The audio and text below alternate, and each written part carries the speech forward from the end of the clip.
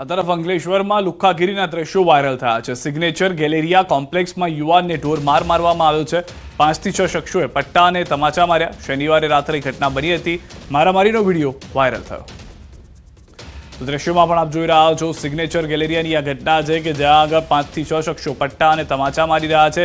સૌથી વધારે મહત્વની વાત છે કે ખુલ્લેઆમ આ ઘટના ઘટી રહી છે। પોલીસ તો કે કાયદા વ્યવસ્થાની તો કોઈને તકલીફ જ નથી, કારણ કે તેઓને ડર કોઈ વાતનો રહ્યો જ નથી। તેઓને એમ છે જાણે કે આખું અંકલેશ્વર તેઓના બાપનું છે।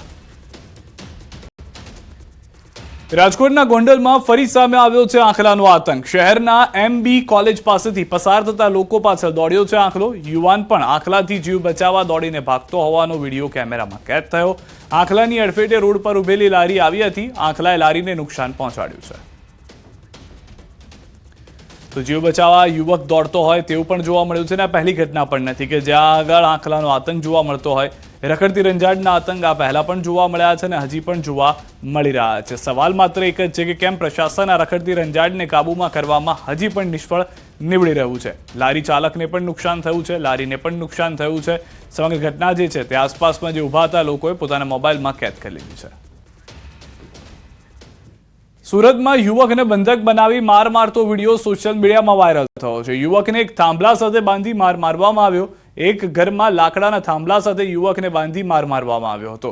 યુવકને પટ્ટા વડે તાલિબાની સજા આપવામાં આવી રહી હોય તે પ્રકારનો વાયરલ વિડીયોની અંદર 2 ઇસમો નજરે પડી રહ્યા છે। વાયરલ વિડીયો તપાસ શરૂ કરી યુવકને શા માટે બંધક બનાવી માર મારવામાં આવી રહ્યો છે તે અંગે તપાસ શરૂ ડિંડોલી પોલીસે કરી છે। તાત્કાલિક વાયરલ વિડીયો અંગેની તપાસ શરૂ કરવામાં આવી છે। તપાસના અંતે સમગ્ર હકીકત બહાર આવી શકે તેમ છે। રાજ્યમાં મતદાનમાં ફરી ગતિ જોવા મળી। 4 વાગ્યા બાદ ફરી મતદારો ઉમટ્યા। રાજ્યમાં મતદાન 53% પાર પહોંચ્યું। જૂનાગઢ મહાનગરપાલિકામાં 40% જેટલું મતદાન, 68 નગરપાલિકામાં 55% જેટલું મતદાન, 3 તાલુકા પંચાયતમાં 63% મતદાન થયું હોવાની જાણકારી છે। તો બપોરનો સમય હતો કે બધા લોકો આરામમાં હોય, ઢીલાઢફ થઈ ગયા હોય અથવા તો ગરમીનો અસર થઈ ગઈ હોય તેવો પરિસ્થિતિ હતી। પરંતુ જેમ જેમ હવે આંકડાઓ આવી રહ્યા છે તેમ તેમ મતદાન 50%થી પણ વધુ થતું હોય તેવી જાણકારી મળી રહી છે। રેકોર્ડ બ્રેક મતદાન થાય છે કે નહીં તે હજી પણ જોવું રહેશે, કારણ કે અનેક વિસ્તારો એવા છે કે જ્યાં આગળ રેકોર્ડ બ્રેક મતદાનથી લોકો ઘણા દૂર જોવા મળી રહ્યા છે। મતદાન મથક સુધી લાવવા માટે તમામ પાર્ટી સક્રિય થઈ ગઈ છે। તમામ પાર્ટીના કાર્યકર્તાઓ પ્રયાસ થઈ રહ્યા છે કે લોકોને મતદાન મથક સુધી લાવવામાં આવે, મતદાન કરવામાં આવે। પરંતુ હાલમાં જે આપ આ કતાર જોઈ રહ્યા છો તે કતાર હવે ઓછી થતી જોવા મળી રહી છે, જે સવાર થતાં જ લાંબી કતારો લાગી હતી। આણંદ જિલ્લાની આંકલાવ પાલિકાની ચૂંટણીને લઈ વિપક્ષ નેતા અમિત ચાવડાએ પ્રતિક્રિયા આપી।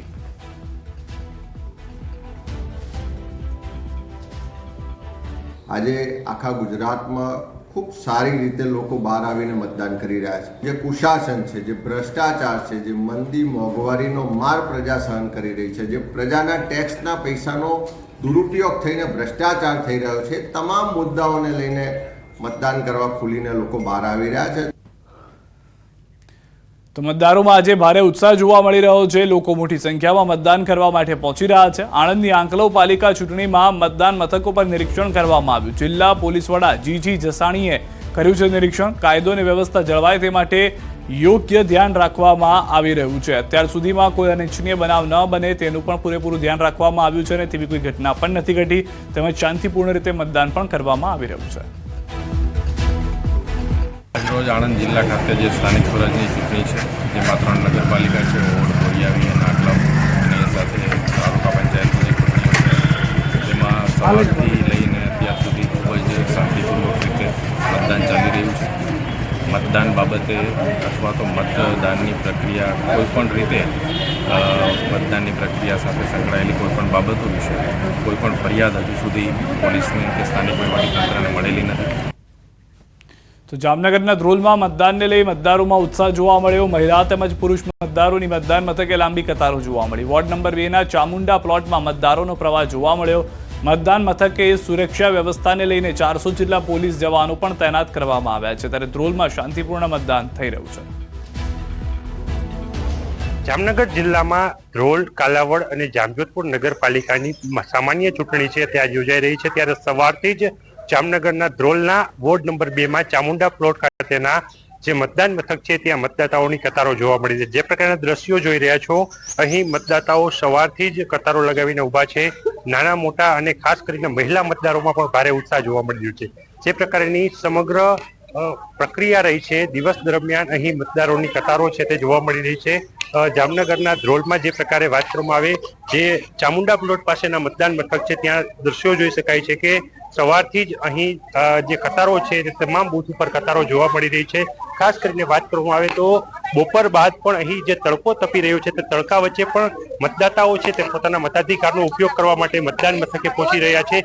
શાંતિપ્રિય વાતાવરણમાં કોઈ પણ જાતની અનિચ્છનીય ઘટના ન બને તે માટે ચુસ્ત બંદોબસ્ત પણ ગોઠવવામાં આવ્યો છે. 400 થી વધુ પોલીસ કર્મીઓ અને સુરક્ષા કર્મીઓ તૈનાત છે. ત્યારે જામનગરમાં હાલ શાંતિપૂર્ણ વાતાવરણમાં સવારથી શરૂ થયેલ જે મતદાન છે મતદાનની ટકાવારીમાં પણ 40% વધી અને આગળ વધી રહી છે. ને બપોર બાદ પણ મતદારોનો પ્રવાહ છે તે અવિરત મતદાન મથક પર જોવા મળી રહ્યો છે. જે પ્રકારે લોકશાહીનું આ પર્વ ઉજવાઈ રહ્યું છે ત્યારે નાના મોટા સૌ કોઈ જે પ્રકારે આ મતદાનનું પર્વ ઉજવવા માટે થનગનતા હોય તે પ્રકારના દ્રશ્યો છે તે જામનગરમાં સામે આવી રહી છે. કિંજલ કારસરિયા, ન્યૂઝ 18 ગુજરાતી, જામનગર. તો જામનગરના જામજોધપુરમાં બીમાર વૃદ્ધા મતદાન કરવા પહોંચ્યા. જામજોધપુરની સરદાર વલ્લભભાઈ પટેલ હાઈસ્કૂલ ખાતે વૃદ્ધ મહિલા કમરની બીમારીથી પીડિત હોવાને કારણે ટેબલ લઈને મતદાન કરવા આવ્યા. મહિલા પાસે વ્હીલચેર ન હોવાને કારણે ટેબલના સહારે મતદાન કરવા પહોંચ્યા. માજી મંત્રી ચીમન સાફરિયાએ મહિલા સાથે વાતચીત કરી.